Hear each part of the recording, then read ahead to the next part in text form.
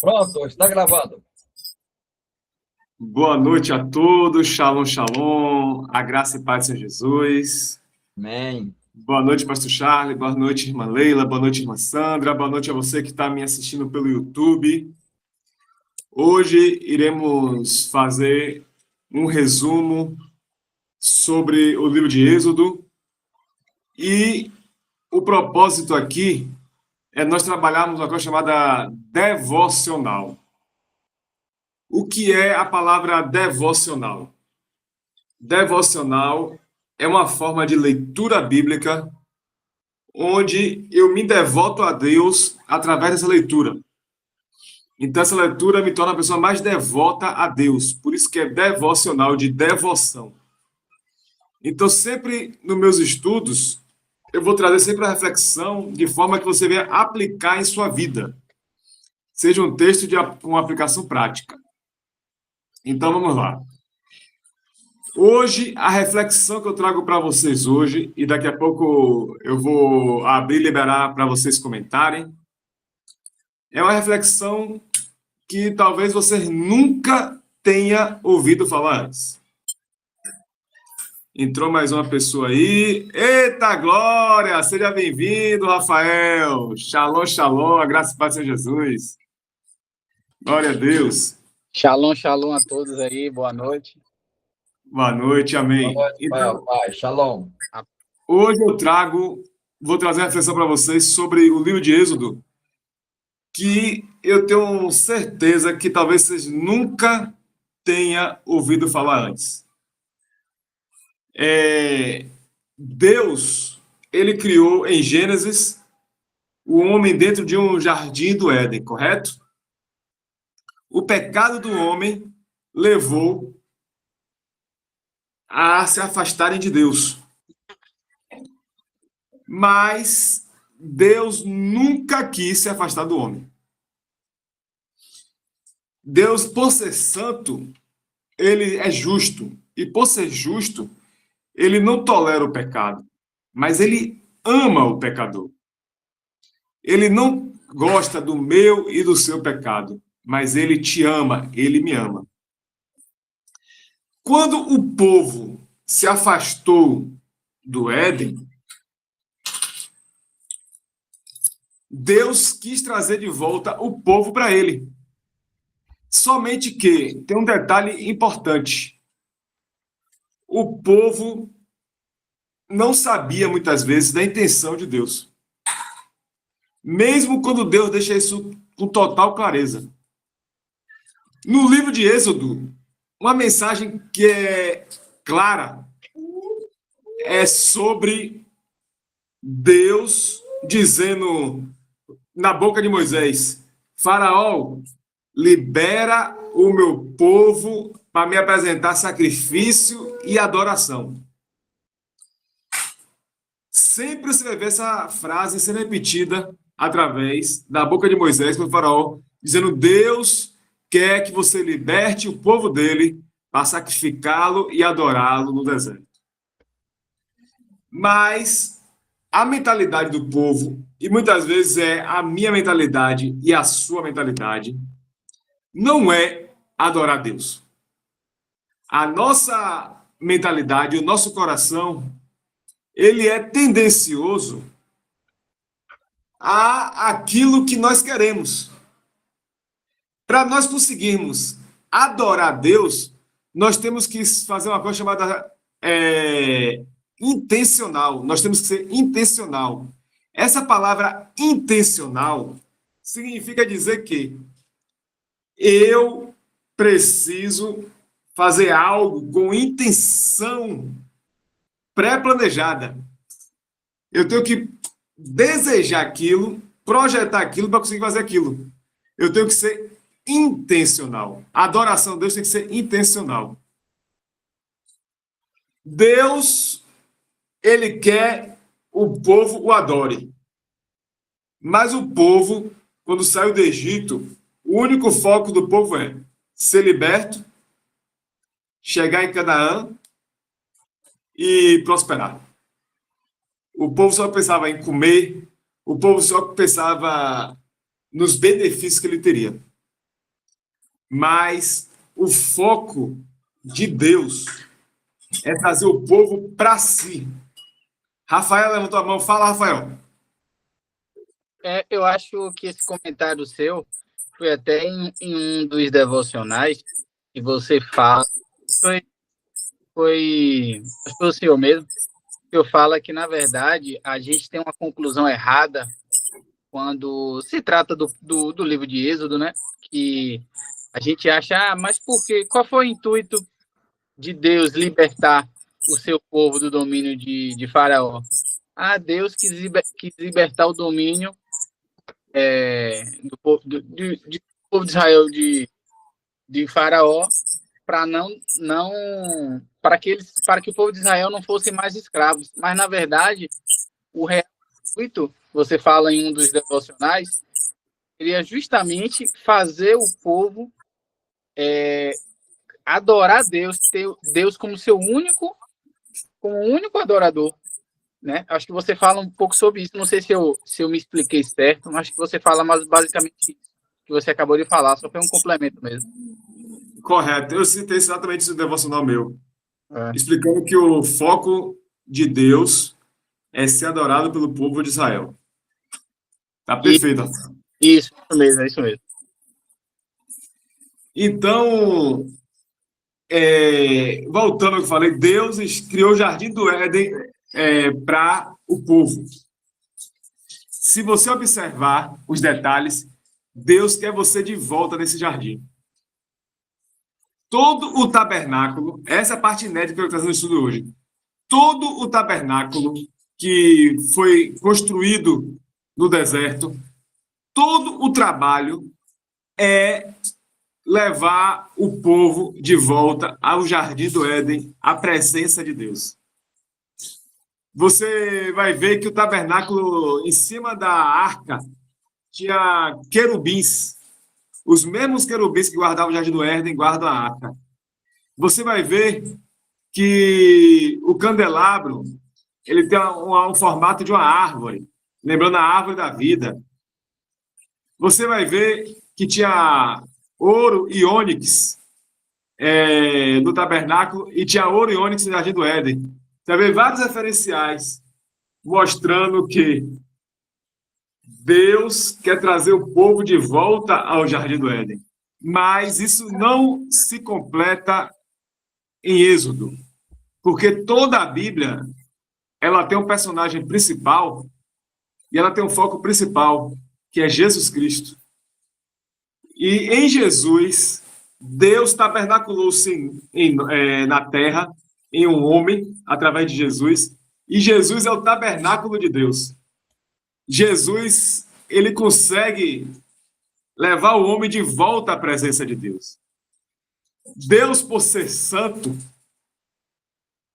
a santidade de Deus faz separação do homem de Deus por causa do pecado, que não permite o homem mais adentrar na presença de Deus, porque a santidade dele é uma santidade, digamos, que mataria um pecador que entrasse em sua presença. Então, é criado todo um sistema para trazer esse homem de volta à sua presença. Então, os sacerdotes, eles têm que oferecer todo ano sacrifício de animais. Os sacerdotes têm toda uma vestimenta especial. O tabernáculo tem todo um passo a passo, átrio santo e santíssimo, onde tem as pias de bronze, onde os sacerdotes lavam as mãos e os pés. Essas pias de bronze o bronze representa a cruz de Jesus. Nos leva para a cruz, redenção. Ali, do átrio para o santo lugar, onde tornamos sacerdotes também, você vai ver a mesa dos pães da preposição. Jesus é o próprio pão que desceu do céu, que nos alimenta. O candelabro de ouro tem 7 hastes.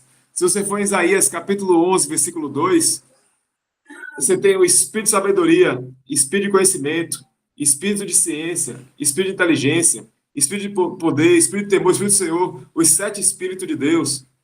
Você vai ver um altar de incenso representando as adorações dos santos. Ou seja, todo o tabernáculo, ele projeta em Jesus.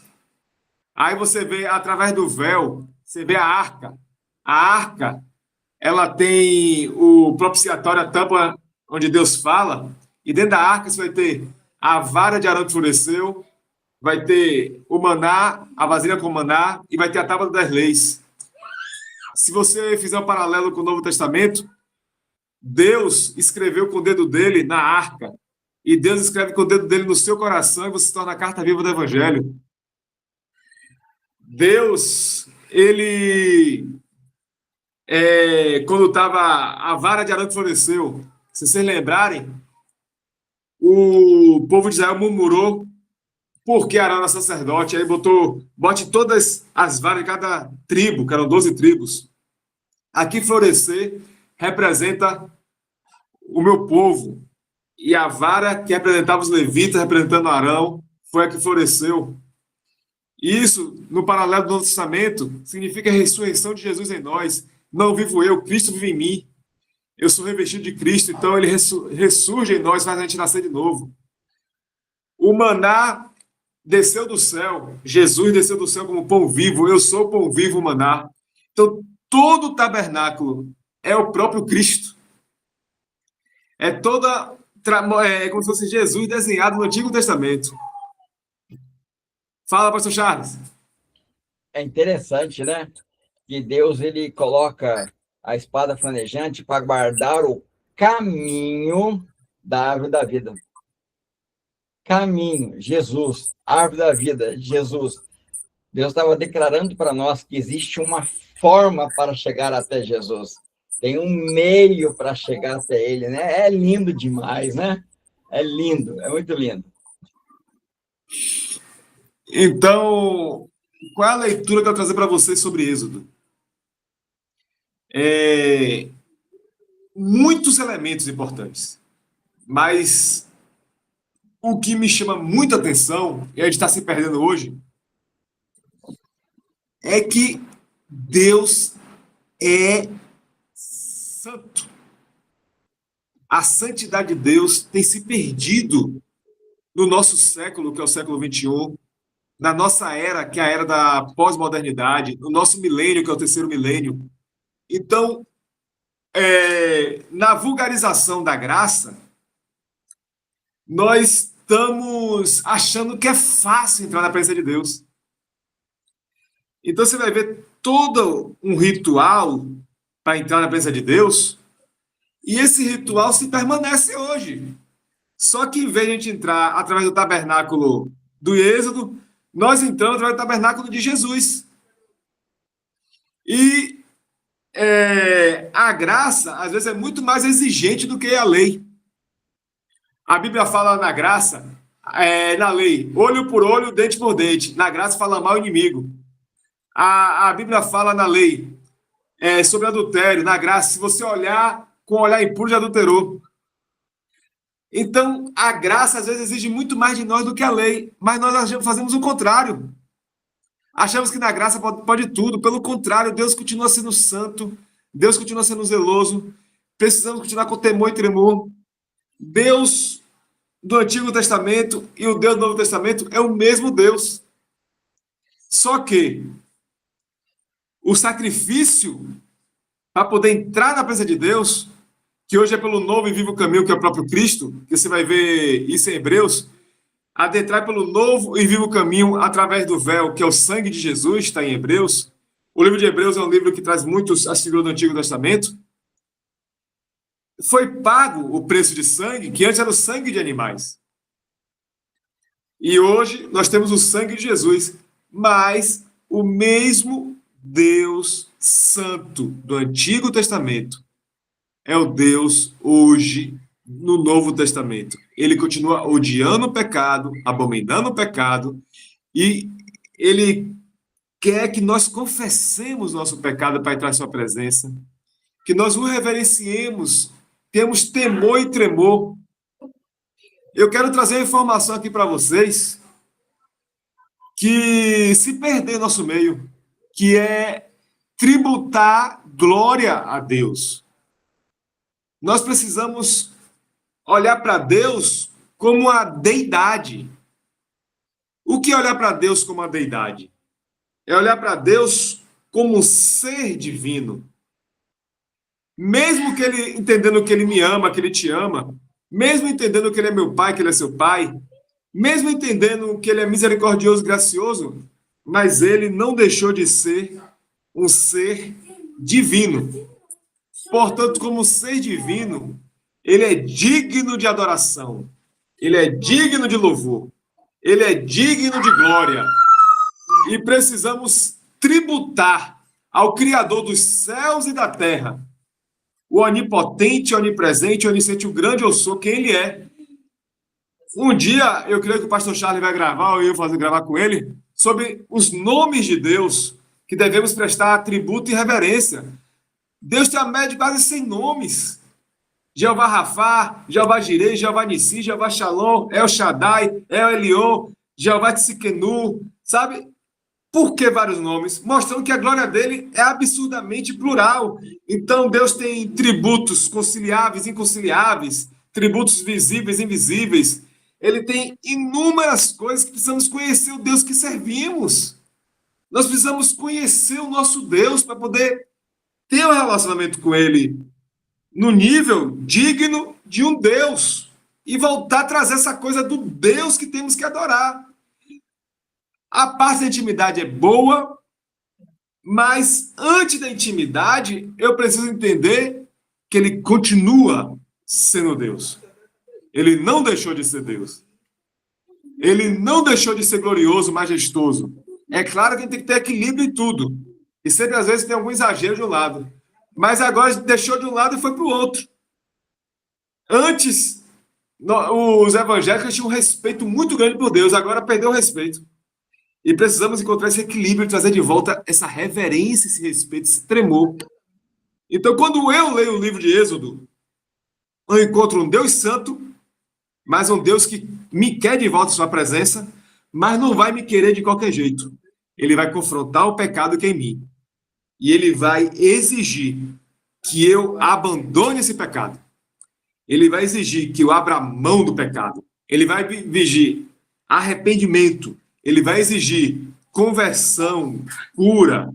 Isso, irmã Sandra, voltar ao primeiro amor. Então ele vai querer que eu respeite. Essa é uma leitura devocional que eu trago de Êxodo com uma reflexão. Eu poderia aqui aprofundar horas e horas, mas eu quero trazer essa leitura para vocês e quero abrir o microfone, fazer perguntas, tirar dúvidas, vamos participar. O que é que vocês entenderam, o que é que vocês acharam? Agora vem de vocês.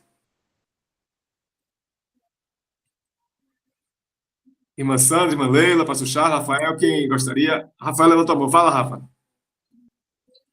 Eu acho que uma contribuição que eu queria estar deixando, quando você comentou aí da questão da santidade de Deus, eu ainda vejo muito no próprio meio cristão algumas análises equivocadas quando é falado, por exemplo, Jesus, ele morreu na cruz, ele pagou, né, o preço do pecado, ou seja, se Jesus pagou o meu pecado, então os meus pecados foram perdoados e eu posso pecar livremente porque eles já foram perdoados? Não, né? Porque, como você falou, Deus ele é santo. E a santidade de Deus é o que, na verdade, o pecado é o que nos separa da santidade de Deus. E algo muito importante, quando você também fala, é que o pecado na vida do cristão, nós vamos pecar, é fato, né? Até a volta de Jesus nós vamos pecar porque somos seres falhos.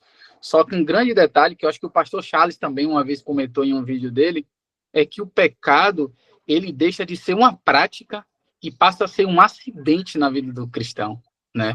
Ele deixa de ser algo intencional para ser um acidente, né? E isso se liga muito a essa concepção errada de que mas Jesus morreu, tá? Jesus pagou o preço de ontem, hoje e eternamente. Nós fomos justificados diante de Deus através do sacrifício eterno de Jesus. Mas isso não anula o nosso processo de santidade na caminhada, né? Eu acho isso muito interessante também. Era só isso que eu queria deixar como um ponto que eu achei interessante comentar. Perfeito, perfeito. Meu discípulo aí, o pastor Charles, aprendeu com o mestre direitinho. Amém. Irmã Sandra, vai, pastor Charles, fala. Pastor Mateus, então podemos afirmar aqui que a perca da visão correta da santidade de Deus, que está levando a igreja para a situação que ela se encontra hoje? Vamos usar a palavra mais forte, a perca do temor. Nós perdemos o temor, o respeito, a reverência. Nós vulgarizamos a graça como se a graça fosse permissão para pecar.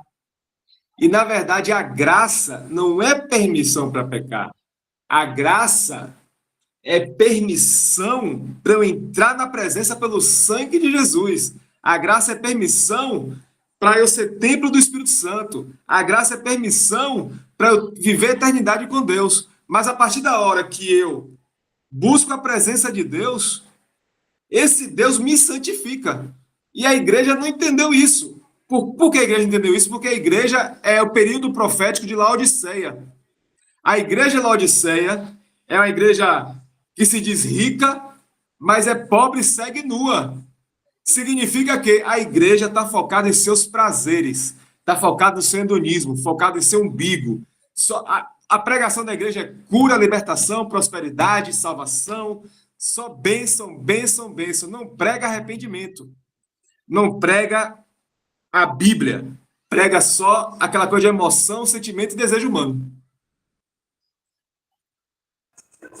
É verdade, pastor. Quando o senhor fala, né, que nós voltar ao primeiro amor, a essência do caminho, né, né? E o que eu tenho muito observado, né, que até o próprio Deus diz, né, o homem ele é obstinado, né, um coração endurecido, né, teimoso. Eu percebi muito que a todo momento eles se esqueciam, né, o que Deus fez ali, tirou da terra do Egito, desceu o maná do céu para alimentar, água da rocha, tudo isso, mas quando Moisés passou 40 dias, né, para receber as tábuas das leis, o povo já se esqueceu, não sabe esperar, né? Ele quer logo o resultado, ele quer. Então é isso que está faltando. Já vem, né? Desde os nossos antepassados. E hoje a gente vê como o Deus provedor, né? Que só prover, eu quero isso, eu quero aquilo, eu vou abrir tal propósito para Deus abrir as portas, mas não busco o abençoador, que é o principal, né? Tanto é que naquela passagem que Deus falou, né? Eu vou mandar o anjo na frente, isso me chamou muita atenção, né? Vou mandar um anjo antes que eu consuma o povo, né? É obstinado, é teimoso, né? E Moisés fala naquele momento, né? Que não adianta ele ir ter vitórias, né? Contra os inimigos, mas se não tiver a presença dele, isso aí me chamou muita atenção, e porque a presença é mais importante. E o homem hoje, né, eu digo homem e mulher, eles estão indo para a igreja com essa busca do eu quero isso, eu quero aquilo, né? E se prendendo em pessoas, se prendendo, porque ali eu observei muito que eles que tudo era Moisés, ora a Deus, quero água. Ele sabe que Moisés tinha intimidade com Deus, né? Falava com Deus, então Moisés era o canal, então vamos embora, Moisés, eu quero água, eu quero carne, eu quero isso, eu quero aquilo. Então, hoje a gente vê muito isso, né? As próprias lideranças, não digo todas, né? Desde fazer exército para Cristo, estão fazendo exército para o ministério, né? Isso aí eu tenho observado muito isso, hoje está acontecendo também sobre isso. Esse é meu ponto de vista. Perfeito, Marcelo, perfeito. Parabéns, viu? Muito bom o seu comentário. Muito bom mesmo. Ainda não vi a voz de Leila. Eu estava esperando a irmã Sandra terminar para mim falar, né? É assim, uma coisa que me chamou muita atenção foi essa passagem que a irmã Sandra acabou de citar aí, mas no que assim vem antes, né? Que vem antes dessa, até chegar lá da presença. Deus fala com Moisés: olha, esse povo já pecou contra mim, eu vou lá, vou terminar com ele, eu vou exterminar, e não tem problema, porque eu faço de você, Moisés, uma grande nação. Então Deus ia terminar com aquele povo, ia começar uma grande nação através de Moisés, como fez com Abraão, que aí já um livro te joga para o outro, né? Lembrei na hora que foi a mesma promessa feita. E aí, quando Moisés fala: não, Senhor, não faça isso, não faça tal coisa, né? Por quê? Porque aí mostra que Moisés, mesmo aquele povo sendo obstinado por mal, porque era um povo obstinado por mal, tanto que eles não conseguiram chegar na terra prometida, eles morreram ali no deserto por causa dessa obstinação para o mal, mas eu vejo que Moisés tinha um amor tão profundo por aquele povo, que o Senhor fazendo promessas sobre a vida dele, e ele falando: não, Senhor, não faça tal coisa. E aí Moisés lembra a Deus, né, que ele é o Deus daquele povo, e que se aquele povo vier perecer, não vão falar mal daquele povo, vão falar mal do Senhor, né, de Deus, porque tinha tirado aquele povo de lá. Então, aí Moisés vai conversando com Deus, é uma coisa interessante, né, vai conversando com Deus ali, naquela amizade que eles construíram, vai conversando com o Senhor, e aí chega a parte que a irmã Sandra falou da presença. O que me adianta tudo isso se não tiver a sua presença? E o povo fica estagnado até Moisés resolver com o Senhor a situação sobre a presença que ia com ele. Enquanto o Senhor não falou com ele: eu vou contigo, o povo não levantou, não saiu dali. Hoje, a gente deveria ter essa mesma visão. Senhor, se o Senhor não for comigo, eu não saio daqui. Enquanto o Senhor não vier comigo, eu não tenho para onde ir, porque remete a isso, eles ficaram estagnados por isso. Quem vai, o povo pensando, em Moisés pensando: se eu for sozinho, mesmo que tivesse milhões de anjos, que me adianta os anjos se o próprio Deus não estiver comigo? De nada valeria. Então, assim, me chamou a atenção, foi esse amor de Moisés pelo aquele povo, um povo que vivia atormentando Moisés, tanto que chega a tirar a paciência de Moisés quando ele vai bater na rocha, porque ele já estava sobrecarregado com o povo, mas ele não desistiu. E eu, assim, levando para a liderança, né, que Deus levante esses homens, assim, que não desistam. O povo é obstinado, tá pro mal. Eu louvo a Deus pela vida do pastor Charles, pela vida do pastor Mateus, que está aqui hoje, que são homens assim, né, que têm sido obstinados. Nós somos um povo perverso, nós somos, né, mas, assim, eu vejo o carinho e cuidar de Moisés, isso me tocou muito profundamente. Eu falei: meu Deus, olha, o povo investia tanto contra a vida de Moisés, e ele continuou pelejando com aquele povo até o final. Foi uma coisa que, assim, eu já tinha lido o Êxodo, mas eu não tinha tido essa visão. Então, quando o Senhor me levou até essa visão, falei: meu Deus, a Bíblia é extraordinária mesmo. E ela se renova de uma tal forma que a gente não tem consciência da grandeza que está contida ali. Eu espero que tenha falado tudo certinho. Irmã Leila, meus parabéns. Amei seu comentário. E eu achei interessante que todos vocês pegaram uma coisa que é a ênfase de Êxodo, é a presença. Para mim, se eu fosse resumir o livro de Êxodo em uma frase, eu resumiria assim: Deus tira o povo do Egito para buscá-lo sua presença no deserto. Resumiria o livro de Êxodo nisso. Nessa frase: Deus tira o povo do Egito para buscá-lo sua presença no deserto. Só que muitos não querem a presença de Deus no deserto.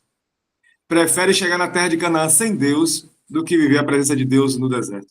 Porque para eles mais importante é a terra de Canaã do que o próprio Deus. Mas que eu e você sejamos diferentes. Desejemos tanto Deus, que não se importemos de não chegar em Canaã. Moisés não chegou em Canaã, mas ele viveu a presença de Deus. E eu falo aqui de boca cheia por mim e pelo pastor Charles.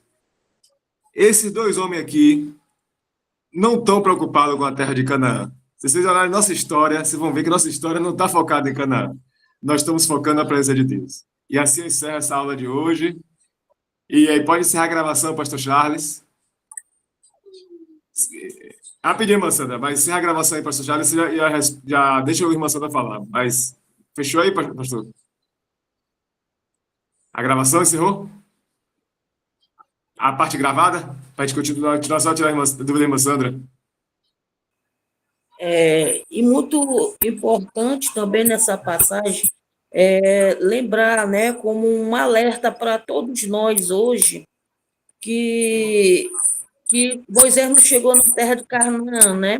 Porque devido ele desde tocar na rocha, ele bateu, devido, né, muitas cobranças em cima dele, né? E também no momento quando o povo pediu para fazer o bezerro de ouro, porque Moisés não descia do monte, fez até o Arão, né? Fazer ali aquela tipo a consagração ali, né? Então é um alerta para nós observar aquilo ali. Então tem muita gente, né? No nosso meio, vamos se dizer, né? Fazendo com que a gente perca as bênçãos, né? Perca o temor a Deus, o respeito com Deus, né? A gente tem que ter esse alerta para nós, né? Fazer aquilo que é certo, que é correto e ficar atento, orar e vigiar. Amém, Marcelo, amém. Com certeza, concordo com a senhora. Perfeito mesmo. Parabéns pelo comentário.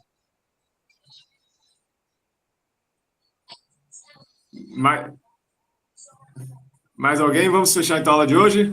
E daí, amanhã a gente provavelmente deve começar. Eu vou deixar amanhã para a gente ficar um dia, pessoal, ver o vídeo e depois de amanhã, quarta-feira, a gente iniciar a leitura do próximo livro. Pai, shalom, que Deus abençoe a todos em nome de Jesus. Shalom, shalom. Pai, shalom. Shalom. Shalom, shalom.